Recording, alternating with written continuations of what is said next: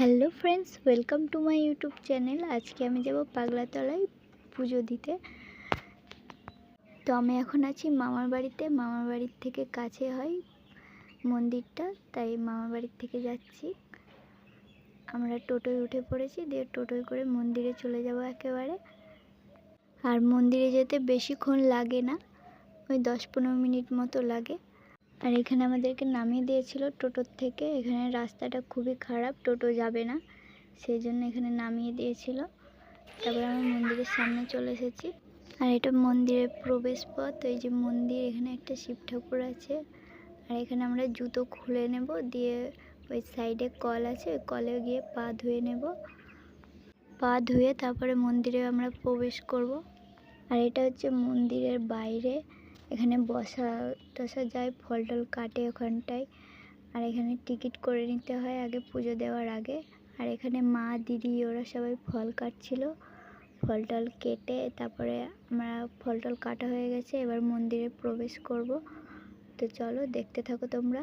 আর মন্দিরের সামনের রাস্তাটায় কাজ হচ্ছিল, তাই আমরা এদিক দিয়ে ঢুকলাম। পিছনে আর একটা সাইডে রাস্তা আছে, ওইটা দিয়ে। আর মন্দিরে ঢুকতে এখানে কয়েকটা ঠাকুর ছিল। আর এই যে হচ্ছে আমাদের মা পাগলি ঠাকুর।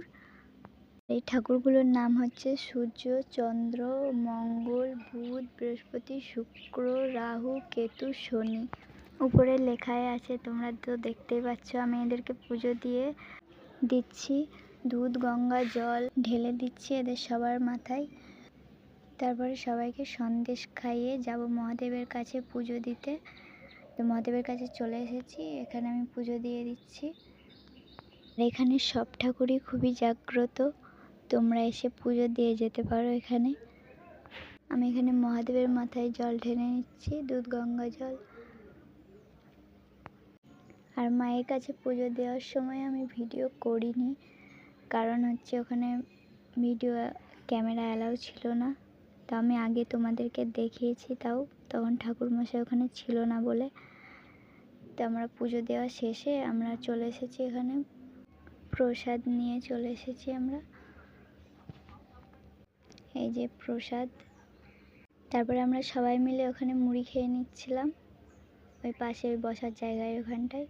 তো শেষে মুড়ি টুড়ি খেয়ে আমরা বাড়ি চলে আসছি। তো ভিডিওটা এই পর্যন্তই, দেখাবো অন্য কোনো নতুন ভিডিওতে। ততক্ষণের জন্য গুড বাই।